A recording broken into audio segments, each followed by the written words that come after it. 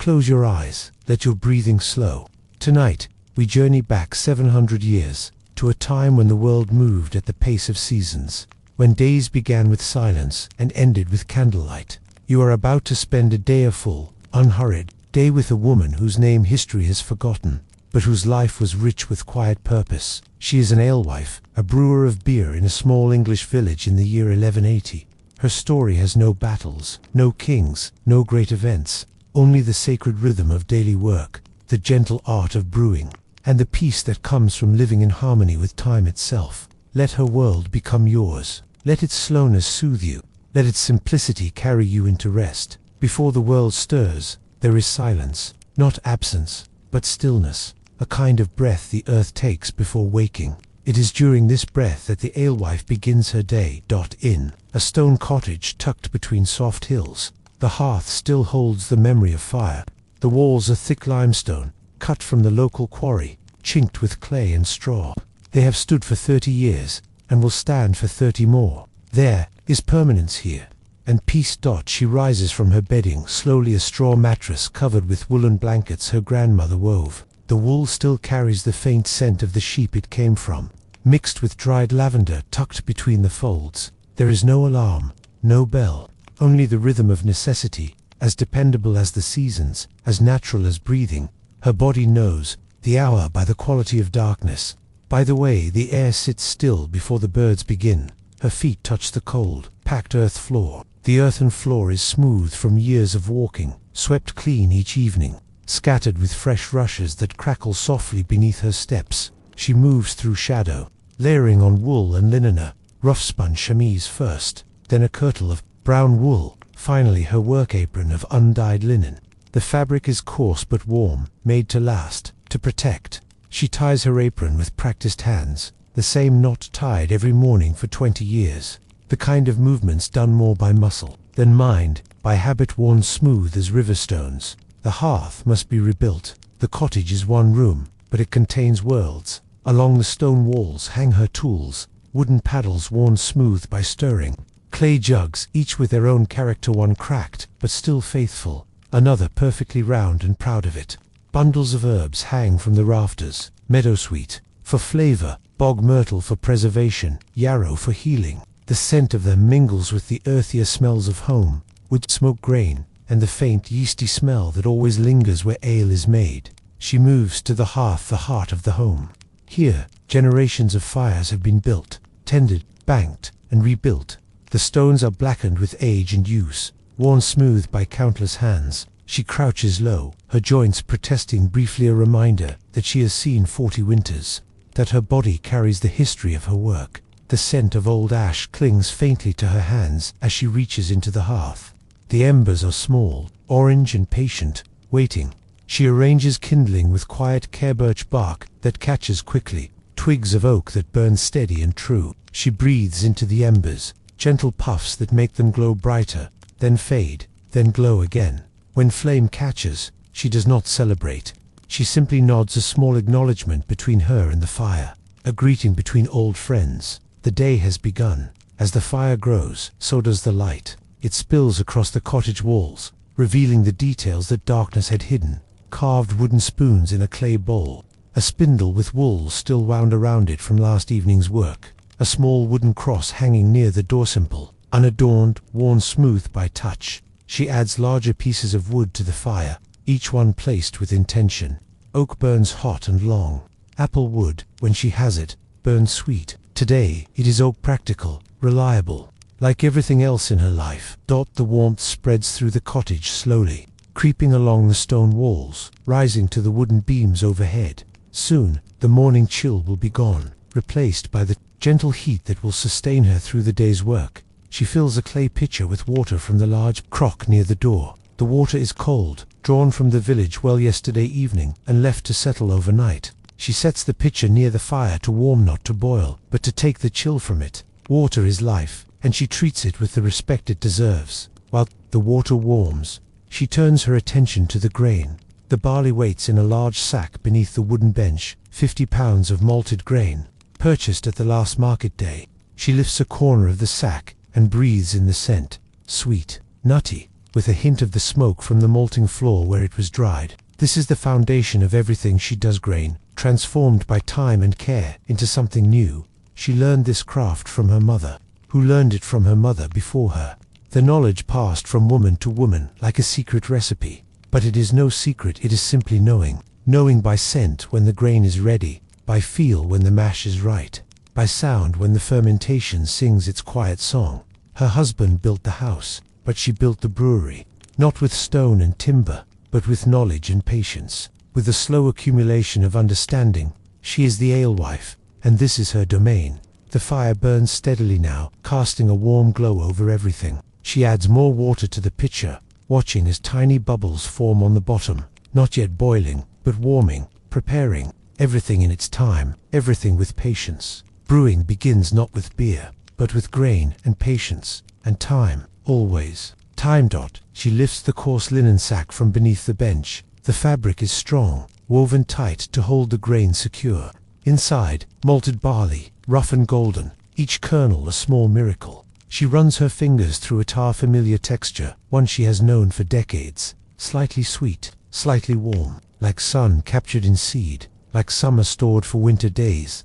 She measures by eye. No scales, no marked cups, just memory and repetition. The knowledge that lives in her hands. Her grandmother could measure grain in the dark. Her mother could judge temperature by the steam's rise. She, too, carries this wisdom not learned from books, but earned through years of practice. 3 double handfuls of grain, the same amount she has used for 20 years, the same amount that will feed her family and her neighbors for a week. She pours it into a wooden bowl, watching as the kernels cascade like a golden waterfall, each one catching the firelight for a moment before settling into place.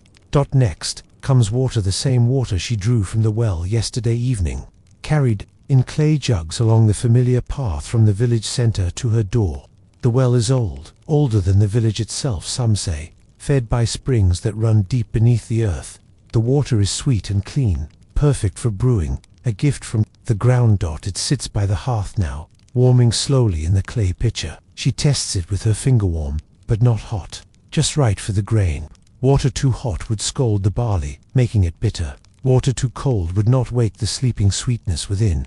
But this is perfect. She takes up her stone, Malata tool her husband shaped for her years ago, smoothed by countless hours of use. The stone is limestone, the same stone as the cottage walls, heavy and sure in her hands. She begins to crush the grain, not to powder but to crack it open, to free the essence within. The sound is softer, rhythmic tap, tap, tap echoing off the walls like a distant drum, like a heartbeat, like the sound that connects her to all the women who have done this work before her. Each tap breaks open possibilities, releases the potential locked within the kernel. Soon the grain is ready, not flour, but a rough meal, each piece broken open to reveal the pale interior where the sweetness lives. She sweeps it into the warming water with her hands, feeling the texture change as water and grain become one. This is the mashing, the ancient alchemy of brewing. As the grain steps in the warm water, starches become sugars, potential becomes reality. The mixture thickens, becomes porridge-like, takes on the color of honey and cream. She stirs with a wooden paddle, her movements slow and circular. The paddle is apple wood, carved by her father when she was young, a wedding gift that has never left her hands. She stirs clockwise, the way her mother taught her, the way the sun moves across the sky, the way all good things should turn. The mash is thick, now milky, fragrant with the smell of grain and heat. Steam rises from it in gentle spirals, carrying the scent through the cottage. It is a good smell, honest and nourishing, the smell of work well done. It must rest now, covered with linen, left to its own quiet work. In this waiting, she tends the dough. Bread and ale are sisters in her world, both born of grain, both shaped by time and care. While the mash rests and steeps, learning to become ale, she turns to the bread dough that has been rising through the night. She mixed it yesterday evening, by the light of a single candle. Barley flour ground fine, warm water, a handful of sourdough starter saved from the last batch. The starter lives in a clay crock, fed weekly with fresh flour and water, a living thing that connects each loaf to the ones before it. The dough has worked through the night, growing slowly in the cool air. She uncovers it now, breathes in the sour-sweet scent of fermentation. The surface is smooth, elastic, alive with tiny bubbles that speak of healthy yeast at work. She turns the dough onto the wooden board, her husband made smooth oak, worn pale by years of kneading. Her hands know this wood and have worked against it through countless loaves. The dough is soft, yielding, ready to be shaped.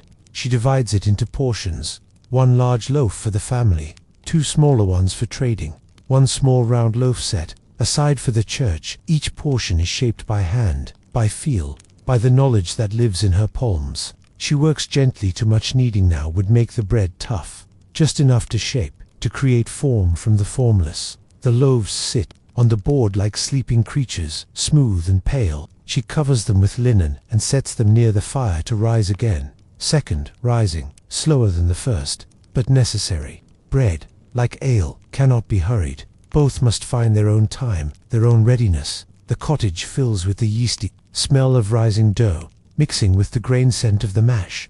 These are the perfumes of her wilderness, nourishing, the sense of life itself. The sun is climbing now, painting the cottage walls with golden light that shifts and changes as clouds pass overhead. But inside, time moves differently. Here, time is measured not by the sun's position, but by the readiness of grain and dough, by the whisper of fermentation, by the ancient rhythms that govern all growing things. She lifts the cloth from the mash. The grain had settled to the bottom, leaving a layer of golden liquid on top. This is the moment of truth, the moment when grain becomes worth, when potential becomes promise. She has done this thousands of times, but still feels the small thrill of anticipation. Will the liquid be sweet enough, clear enough? Will it carry within it the essence that will become good ale? She pours it through straw matting, letting the liquid, the wort, collect in a clay vessel below. The straw acts as a filter, catching the spent grain, allowing only the precious liquid to pass through. The wort flows in a thin stream, golden as honey, sweet as summer, carrying within it all the goodness of the grain. She tastes it just a sip, but enough to know. Sweet, with a hint of grain, clean and bright on her tongue. Good. This will make good ale. She nods to herself, a small satisfaction in work well done. But sweetness alone does not make ale. The wort needs bitterness to balance it, herbs to preserve it, life to animate it.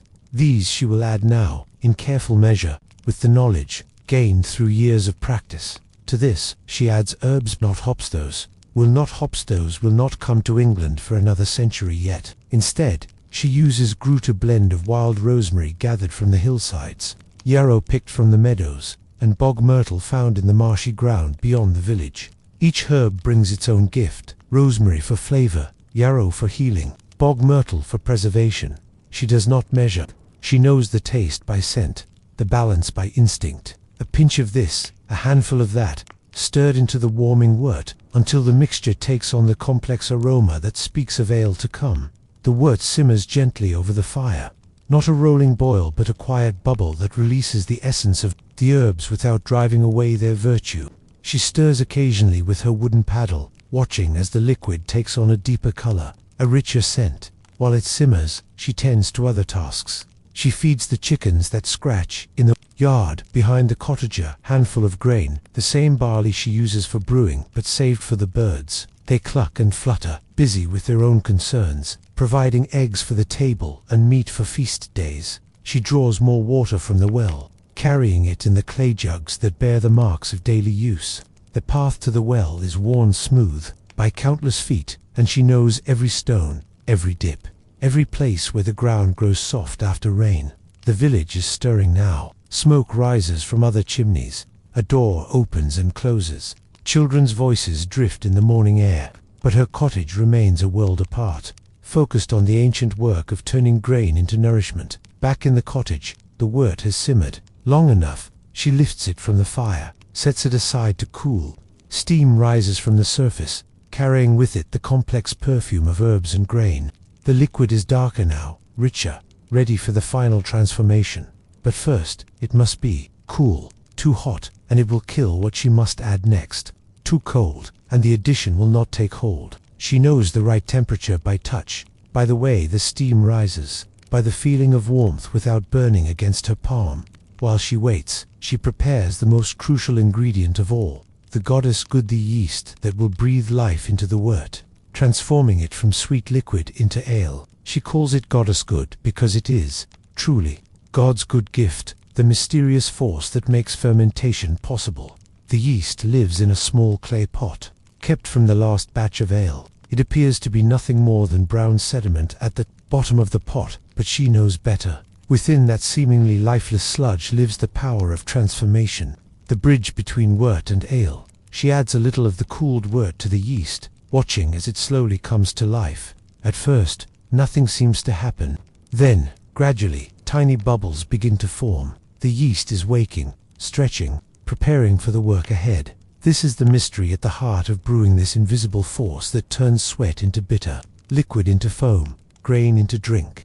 She does not understand it in the way that learned men might, but she understands it in her bones, in the knowledge passed down from mother to daughter through generations of brewers. She adds the awakened yeast to the wort, stirring gently with her wooden paddle. The mixture accepts it readily, and soon, very soon, the real work will begin.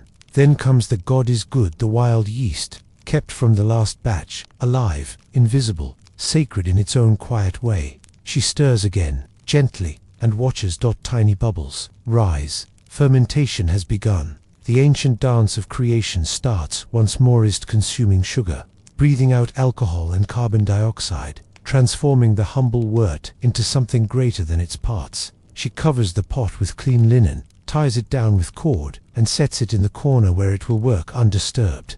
Now comes the waiting, days of waiting, while the yeast performs its slow miracle. She will check on it each morning, watch for signs of healthy fermentation, listen for the gentle hiss that means all is well. But for now, her work is done. The ale rests, the bread rises, the cottage holds its treasures close. Outside, the world continues its ancient rhythm. The chickens scuffle in the dust, pecking at seeds and insects, their soft clucking a gentle soundtrack to the morning. A neighbor passes by on the path, old Mary, heading to the well with her own water jugs. They nod to each other, a greeting that needs no words, the acknowledgement of shared purpose. A child calls in the distance, perhaps playing with hoops and sticks in the village green, or chasing the geese that wander freely through the streets. The sound is bright and clear, cutting through the softer sounds of the countryside like a bell through morning mist. Life continues softly, without spectacle, in the gentle rhythm that has sustained this village for generations. Inside, the ale rests, the bread rises, the house holds warmth like a cupped hand holds water carefully, preciously, with full awareness of its value. She turns her attention to the bread. The loaves have risen well during the morning's work, doubled in size, ready for the oven. But first, she must prepare the baking space. Behind the cottage stands the village bread oven, a dome of clay and stone built by the men of the village years ago, maintained by the women who use it. It serves 3 families, and they take turns heating it, sharing the fuel and the work. Today is her turn. She has been gathering deadfall and dried branches for weeks, storing them in the lean-to beside the oven.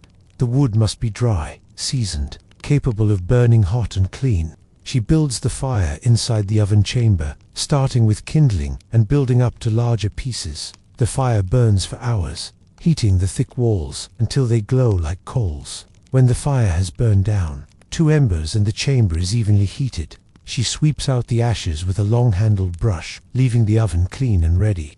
She tests the heat by throwing a handful of flour onto the oven floor. If it browns quickly, the oven is ready. If it burns, she must wait. If it barely colors, she needs more heat. Today, it browns to a perfect golden color in the time it takes. To count to 10, perfect. She slides the loaves into the oven with a long wooden peel, placing them carefully so they will bake evenly. The bread for the church goes in first. It is the smallest and will finish first.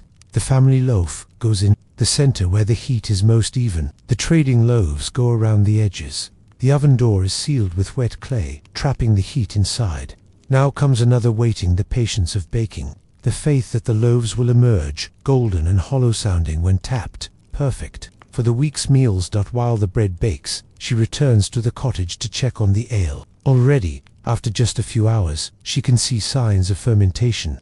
The surface of the liquid moves slightly, disturbed by rising bubbles. When she leans close, she can hear the faintest hiss, the sound of yeast at work. The afternoon stretches, ahead like a well-worn path, familiar, comfortable, filled with small tasks that make up the substance of life. There is no hurry in this world, no urgency beyond the natural rhythms of fermentation and baking, of chickens that need feeding and fires that need tending. She settles into the work of the day, mending a tear in her apron, spinning wool into thread, preparing vegetables for the evening meal. Each task is done with the same careful attention she brings to brewing, not because each is equally important, but because each is part of the whole, each thread in the fabric of a life well lived. The spindle turns in her hands, transforming raw wool into thread.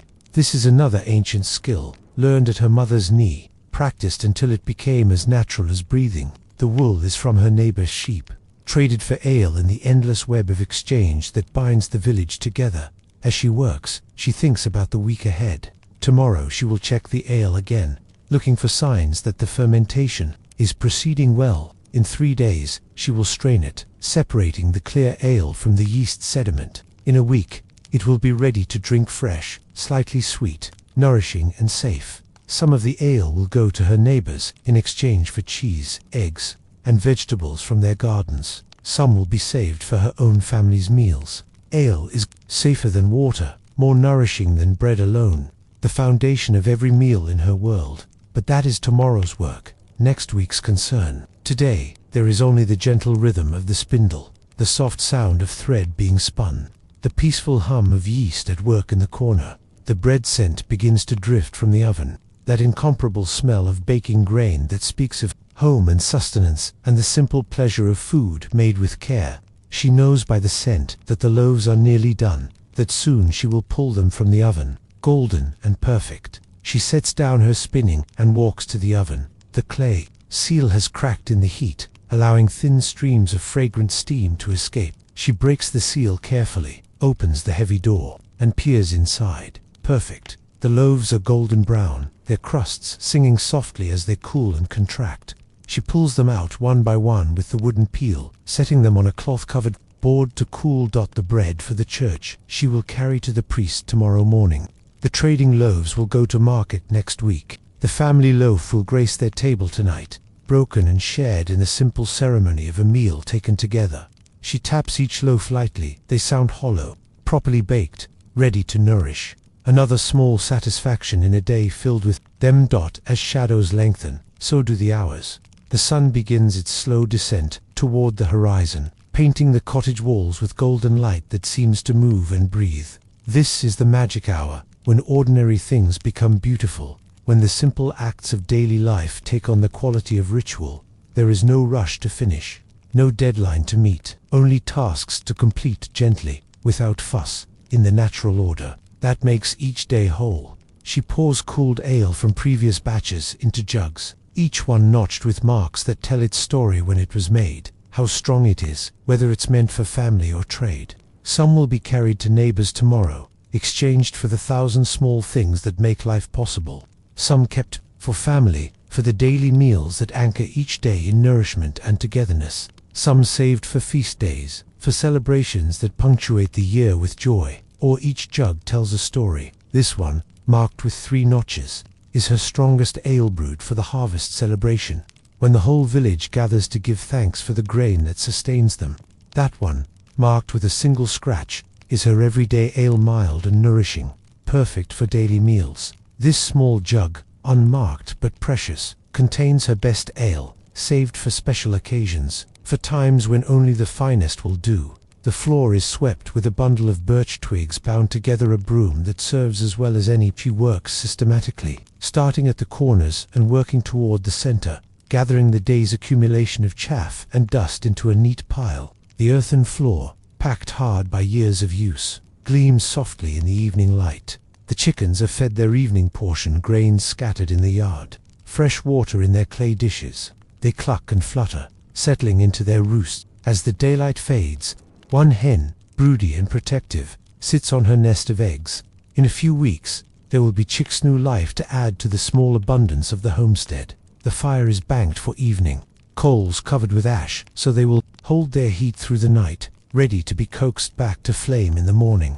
This is crucial work. A dead fire means starting over, means cold and inconvenience, and the loss of precious time. but banked properly. The fire becomes a faithful servant, sleeping but not dead, ready to wake when needed. She does not sing, but she hums a tune passed from her mother, inherited like the recipes and the skills and the deep knowledge of how to live well in this place. The melody is wordless but full of meaning, carrying within it the satisfaction of work completed, of duties fulfilled, of another day lived with grace and purpose. The air fills with the sense of evening, toasted crust from the cooling bread, herbal bitterness from the fermenting ale, faint smoke from the banked fire. These smells layer upon each other, creating the unique perfume of her home, a combination that means safety, sustenance, belonging.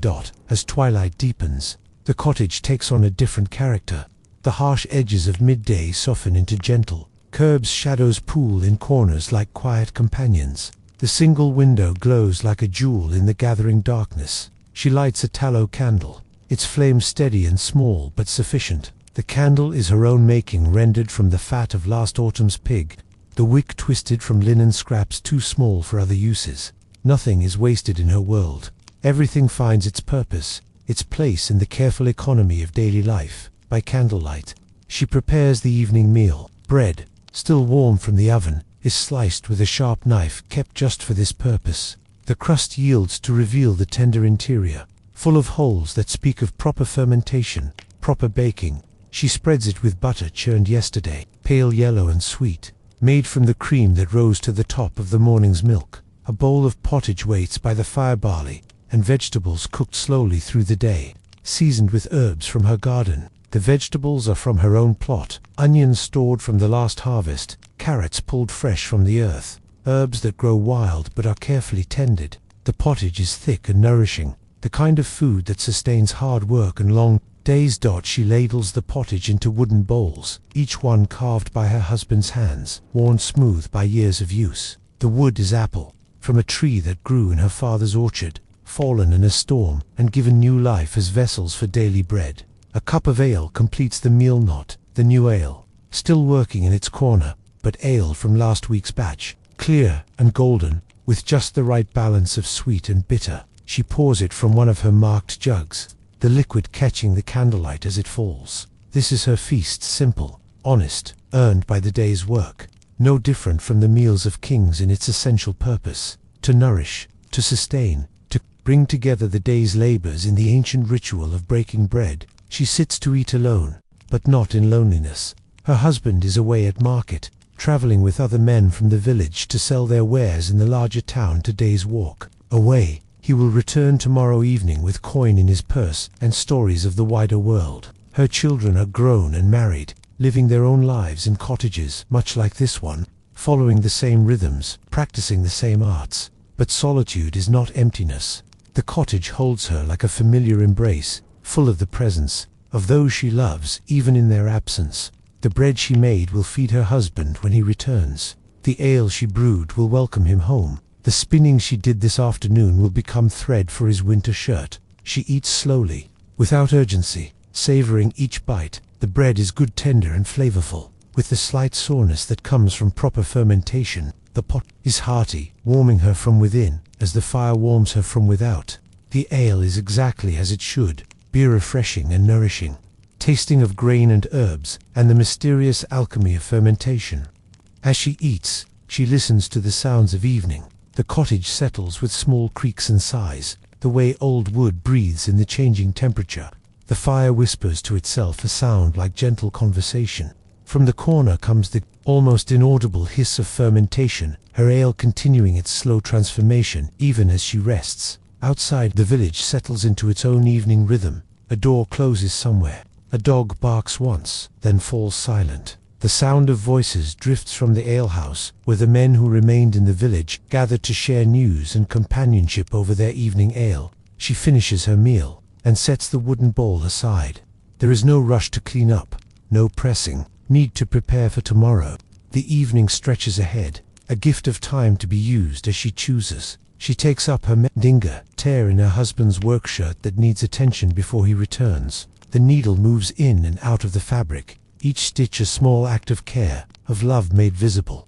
The work is satisfying in its simplicity, its obvious purpose. The candle burns lower, its flame dancing in the slight draught that finds its way through the cottage's solid walls. She works by its light, her hands moving with the certainty that comes from a lifetime of practice. The mending is almost done, a few more stitches and the shirt will be whole again, ready to serve. She sets the mending aside and rises to check on the ale. The fermentation is proceeding well. She can see bubbles rising regularly to the surface. Hear the gentle hiss that means the yeast is healthy and active. In a few more days, the violent fermentation will calm and the ale will begin to clear. Then will come the careful work of straining and storing, of preparing the finished product for consumption. But that is future work. Tonight, there is only the satisfaction of knowing that the process is underway, that tomorrow will bring its own tasks and its own pleasures. She returns to her seat by the fire, wrapped now in a wool shawl her mother wove. The wool is warm and soft, dyed with madder root to a deep red that has faded over the years to a gentle rose. The shawl carries within its fibers the love of the woman who made it, the sheep that provided the wool, the hands that carded and spun and wove it into being. The bread is still warm, still fragrant. She cuts another slice, not from hunger but from the simple pleasure of eating bread she made herself, in her own oven, with grain she chose, and water she carried, and yeast she kept alive through careful tending. This is abundance, not the abundance of excess, but the abundance of sufficiency, of having enough, and knowing it. The ale is fresh and clean, slightly sweet, with the herbal complexity that comes from careful brewing. She drinks it slowly, appreciating the way it complements the bread, the way both work together to create something greater than either could achieve alone. The cottage is dark now, save for the low light of fire and the single candle flickering on the table. The darkness is not empty, but full of the sense of baking and brewing, full of the sounds of settling wood and whispering flame, full of the presence of a life well lived. She places a hand on the jug where the ale rests, feeling the slight vibration of fermentation through the clay. It hums faintly, still alive, still working, still becoming what it is meant to be. Like herself, like the cottage, like the village around her, all part of the great, slow dance of life, continuing itself. Generation after generation, season after season. She leans back in her chair, closes her eyes, not to escape the day, but to let it settle within her, to become part of the long accumulation of days that make up a life. The bread is baked, the ale is fermenting, the cottage is warm, the fire is banked, all is well. This is her life, not noble, not recorded in books, not remembered by historians or celebrated in songs, but real and slow and gently repeated, like the rising of dough, like the steeping of grain, like the sleeping of stars. She rises from her chair, moving slowly. In the candlelight, there are final tasks to complete before sleep. The candle to extinguish, the door to bar, the fire to check one last time. Each action is performed with the same care she brings to everything else, not because these tasks are momentous, but because they are hers, part of the rhythm that gives shape to her days. She checks the ale once more, listening to its quiet song of fermentation. All is well. The yeast works steadily, transforming sweet wort into nourishing ale, performing the ancient miracle that connects her to all the brewers who came before her, all who will come after. She bars the door with a heavy wooden beam, securing the cottage against the night. Not from fear, this is a peaceful place, a safe place, but from habit, from the natural desire to keep the inside separate from the outside, the warm from the cold, the known from the unknown. The candle she extinguishes with careful breath, watching as the flame dies and the room falls into darkness. But it is not a complete darkness. The fire still glows in the hearth, casting dancing shadows on the walls, providing just enough light to move safely to her bed. She changes into her nightshift soft linen, worn thin by many washings, comfortable as an old friend. The fabric carries the scent of lavender from the chest where it was stored, mixed with the honest smells of the cottage, wood smoke, grain, the faint yeasty scent of fermentation. Her bed is simple but comfortable, a straw mattress covered with wool blankets, a pillow stuffed with goose down saved from last year's Christmas feast. She settles into it with the satisfaction of a day well spent. Pulling the blankets up to her chin, the cottage settles around her like a protective shell. The walls that witnessed the day's work now stand guard through the night. The fire that heated her water and baked her bread now provides gentle warmth for sleep. The ale that began as grain and water continues its slow transformation. Working while she rests, she listens to the night sounds, the whisper of wind in the thatch, the settling of timbers, the distant hoot of an owl calling across the fields. These are the sounds of home, of safety, of a world continuing its ancient patterns while she sleeps. Her breathing slows. Her body relaxes into the familiar mattress. The day's work is done. Tomorrow will bring new work, new challenges, new satisfactions. But that is tomorrow's concern. Tonight, there is only rest, only the deep peace that comes from living in harmony with the natural order of things. In sleep, she dreams of grain, golden fields stretching to the horizon, heavy with barley ready for harvest, the sound of scythes cutting through stalks, the rhythm of work that connects her to the earth and the seasons. She dreams of her mother, young again, teaching her to test the temperature of water with her palm, to know by scent when the mash is ready. She dreams of her children, small again, playing in the cottage while she works. Their laughter mingles with the sound of bubbling ale, with the crackle of fire, with all the sounds that make a house a home. In her dreams, time moves differently, past and present blend together like ingredients in a recipe, each one adding flavor to the whole. The cottage dreams too, in its way. The walls hold the memory of all the days they have witnessed, all the meals they have sheltered, all the work they have protected. The fire dreams of forests, of the trees that gave their wood to feed the flames. The ale dreams of fields, of the grain that sacrificed itself to become something new.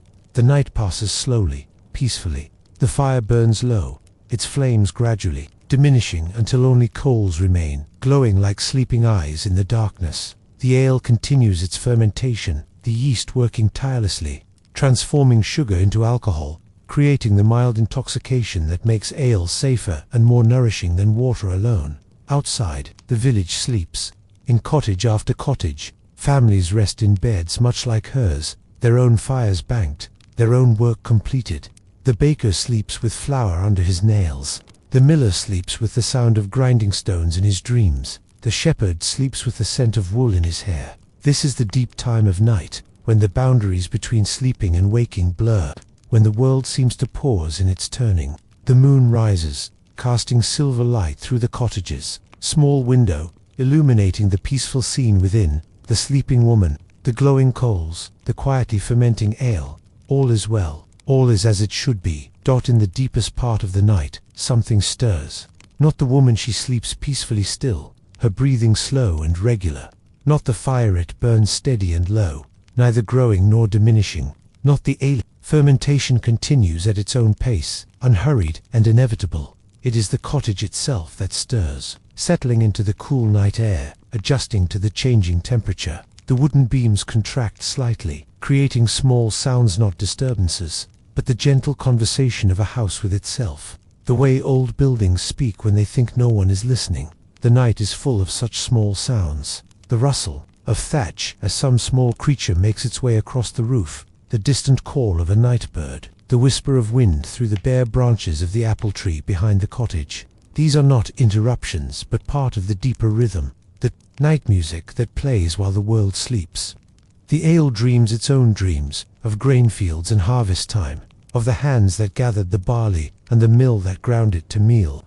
The yeast dreams of forests and flowers, of the wild places where it lived before being captured and tamed. For the service of brewing, all the ingredients that make up the ale carry their own memories, their own connections to the larger world. The bread, cooling slowly in its corner, dreams of wheat fields and sunshine, of the rain that nourished the grain and the hands that harvested it. Even in its finished form, it remains connected to the earth that produced it, to the cycle of seasons that made it possible. This is the deep interconnection that the alewife understands without thinking about it. The way all things are connected, how grain becomes bread, becomes nourishment, becomes strength, becomes work, becomes grain again. The wheel turns, and she is part of its turning, neither more nor less important than any other part, but essential in her own place and time.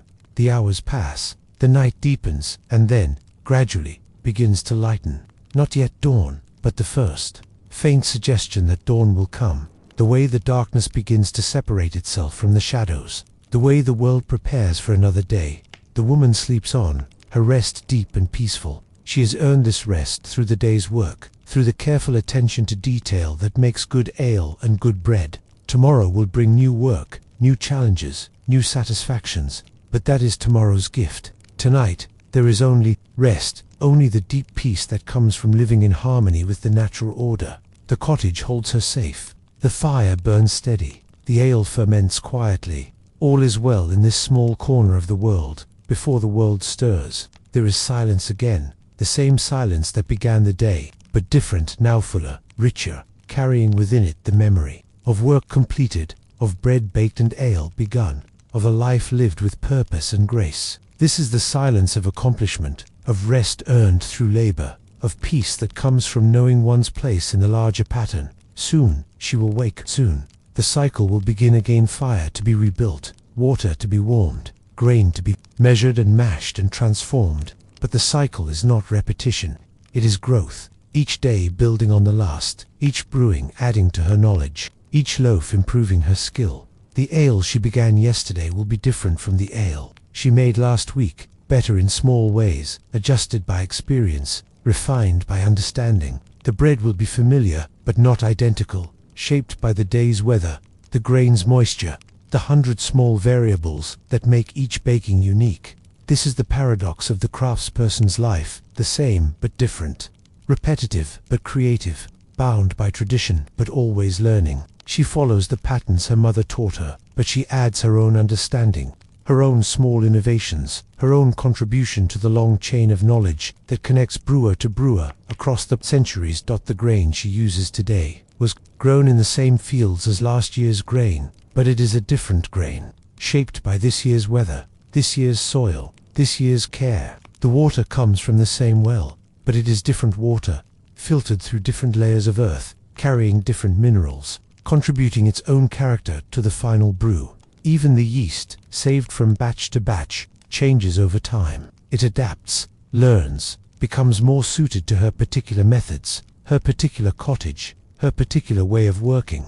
The goddess good becomes truly hers, carrying within it the memory of all the ales it has helped create. She is part of a community that extends far beyond the village. Every alewife who has ever lived, every brewer who has ever worked, every person who has ever transformed grain into sustenance, they are all connected, all part of the same great work of feeding the world, of creating nourishment from the earth's bounty. The skills she practiced were old when she was young, will be old when she is gone, but each practitioner adds something, learns something, passes something on. The tradition grows and changes while remaining essentially itself, like a river that is always flowing but always the same river. In her small cottage, with her simple tools and ancient knowledge, she participates in this great tradition, is not just making ale for her family and neighbors, she is keeping alive the knowledge that makes civilization possible, the skills that turn wild grain into food, that make the human community sustainable.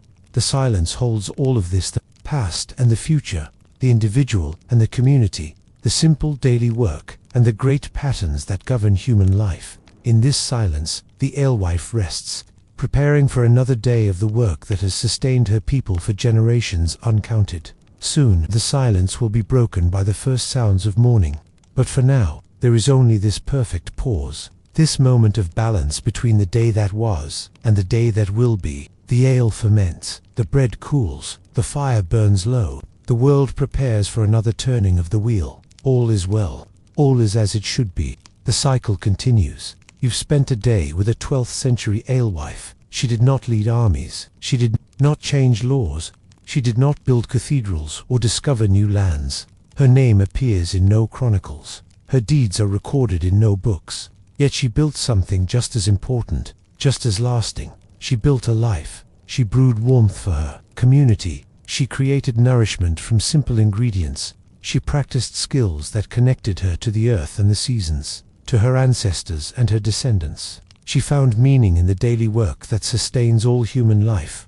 In a world that moves so fast we forget to breathe, she lived slowly, deliberately, with attention to detail and respect for the natural order. She knew that the best things, good bread, good ale, good life, could not be hurried, cannot be forced, can only be created through patience and care. She understood what we have forgotten, that there is deep satisfaction in work well done, that there is joy in the simple rhythm of daily tasks, that there is peace in knowing your place in the larger pattern. She lived not for achievement but for fulfillment, not for recognition, but for the quiet satisfaction of a job done properly. Her cottage was humble, but it was also complete. Her life was simple, but it was also rich. She had enough food, enough warmth, enough purpose, enough connection to the world around her. In our age of abundance, she might seem poor. In our age of anxiety, she might seem blessed. She slept peacefully because she had earned her rest. She walked ready to work because her work had meaning. She lived gently because she understood that life is not a race to be won, but a gift to be savored. Not a problem to be solved, but a mystery to be experienced. As you drift toward sleep, carry with you the memory of her day. Remember the silence before dawn, the careful tending of fire, the patient work of brewing, the simple pleasure of bread and ale shared in candlelight. Remember that the most important work is often the quietest work, that the most meaningful life is often the simplest life. Remember that somewhere, in every age, there are people like her making bread, tending fires, creating nourishment, living slowly and deliberately in a world that rushes past them. They are the keepers of the essential knowledge, the guardians of the skills that make life possible. Sleep well, rest deeply, and remember sometimes the most important work is done in silence, with patience, with love, with the quiet understanding that every day is a gift. Every task is sacred. Every moment is an opportunity to live well. Dream of grain, fields and warming fires. Dream of work that has meaning and rest that is earned. Dream of a life lived gently, deliberately, with attention to what matters most. The alewife sleeps, the ale ferments, the bread cools, the world turns. All is well.